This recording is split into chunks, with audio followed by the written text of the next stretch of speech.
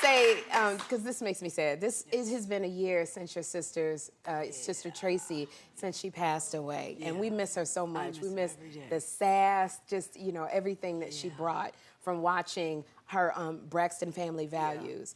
Do you miss doing the show? You know, the irony of it, I hated doing the show. Really? I didn't really like reality TV, participating in it. I love watching it. Yeah. But the blessing of it, the silver lining is I got 10 years of memories with my sister Tracy and all of us together. So it was worth it. It was worth it. It's funny because I got Tracy's album. You got Tracy's album? She was sitting on the motorcycle. Exactly. I got that album. album. I was very proud of her. Very proud. Now, so you guys, y'all would argue on Braxton Family Values. Then you made up very quickly? Very quickly. Yeah. My mama wasn't having it. Yeah, Miss C wasn't having it. So, and everybody on your family, because I remember watching all of y'all doing everything on the show. And now Tamar.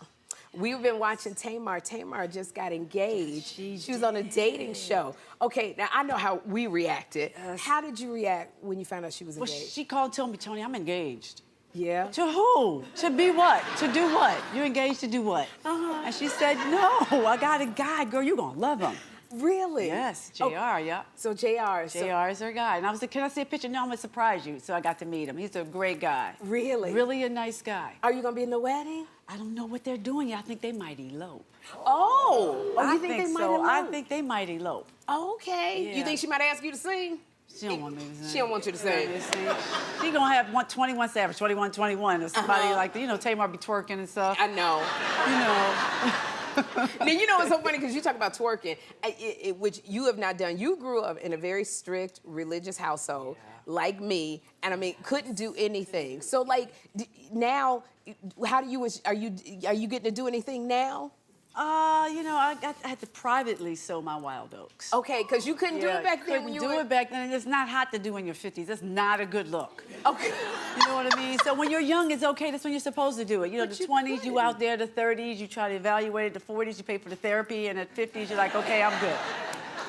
Because your daddy was a pastor, yes? My daddy is a minister, United Methodist. Apostolic originally, but then United Methodist in the end. So you weren't able to do anything growing up? I had to pray and talk to God before I went to my high school prom. You had to talk about it and pray and meditate, and I was allowed to go to my high school prom. I remember that was a big deal. Okay, see, I couldn't go to my prom, so now that you... Okay, but now, are you getting to party and have more sex? Well, I'm not a girl that talks, you know, I should say work and talk. Okay, okay, so you can't say, because I know at this age, I couldn't do it when I was young. I'm like, I'm getting it all in now, girl. At all. I was a late bloomer.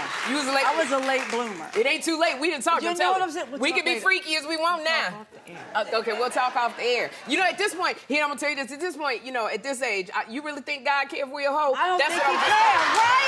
Right? We done been through all this. I think God is all right. I'm just saying.